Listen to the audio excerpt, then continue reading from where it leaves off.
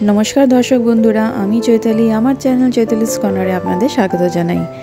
हाँ जेटा आपनारा देखते पाच्छेन एटा हलो कचुर शाक। तो आजके रान्ना हबे इलिश माछेर माथा दिये कचुर शाक। ताहले चलुन देखे निई झटपट रेसिपिटा।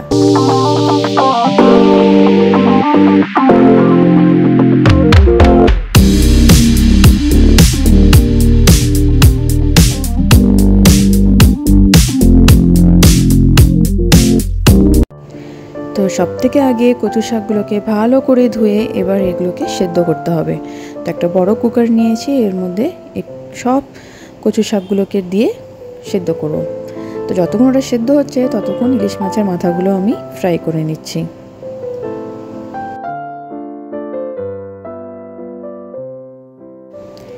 তো যতক্ষণ ফ্রাই হচ্ছে দেখলাম এদিকে কচু শাকও সেদ্ধ হয়ে গেছে। ব্যাস এবার এটাকে আমরা একটা ছালনির মধ্যে রেখে দেবো যাতে পুরো জলটা বেরিয়ে যায়, কারণ এতে প্রচুর জল থাকে। তো ভালো করে জলটা যাতে বেরিয়ে যায় এর মধ্যে আমরা কিছুক্ষণ এটাকে রাখবো। দেখুন ম্যাক্সিমাম জলটাই বেরিয়ে গেছে, আর বাদ বাকিটা কড়াইতে কষাতে কষাতে বেরিয়ে যাবে। কড়াইতে মাছের মাথা ভেজে তোলার পর একটু তেল থাকবে, চাইলে একটু তেল দিতে পারেন। এরপর দিয়ে দিচ্ছি গোটা জিরে আর ওর মধ্যে কুচনো রসুন আর কুচনো আদা।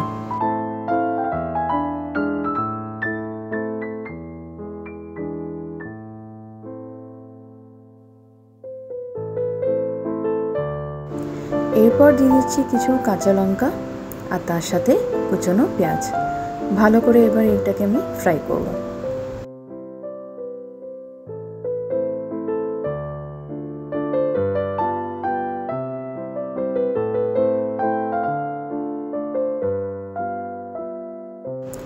এরপর অ্যাড করছি আমি তেজপাতা। তেজপাতা আগেও দেওয়া যায়, আমি একটু পরে দিই, যেহেতু নালে ওটা পেঁয়াজটা ভালো করে ভাজা হয় না বলে, তো আমি এটা পরে দিই।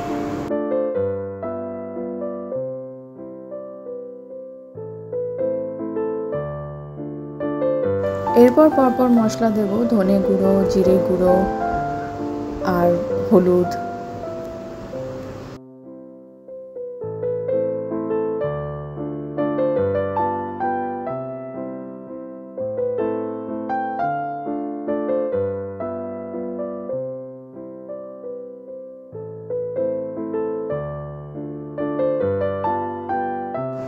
ভালো করে মশলা কষিয়ে নেওয়ার পর এর মধ্যে আমি কচু শাকটা দিয়ে দিচ্ছি।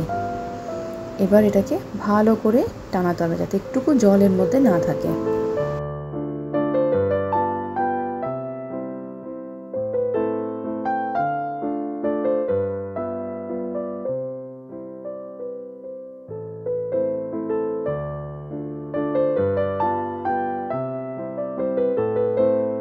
দেখুন বেশ শুকিয়ে এসেছে।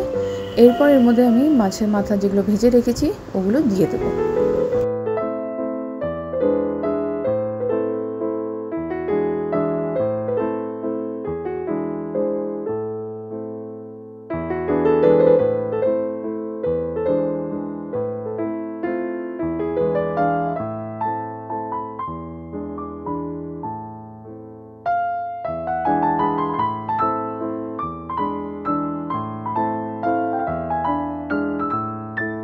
ব্যাস আর কি, তাহলে হয়ে গেল ইলিশ মাছের মাথা দিয়ে কচু শাক, যেটা আমার বাঙালিদের সবথেকে প্রিয় খাবার।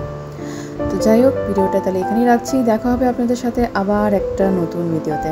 ভালো থাকবেন, সুস্থ থাকবেন, অন্যদের ভালো রাখবেন। আর যারা আমার চ্যানেল এখনও সাবস্ক্রাইব করেননি তারা প্লিজ আমার চ্যানেলটা সাবস্ক্রাইব করে আমার পাশে থাকবেন।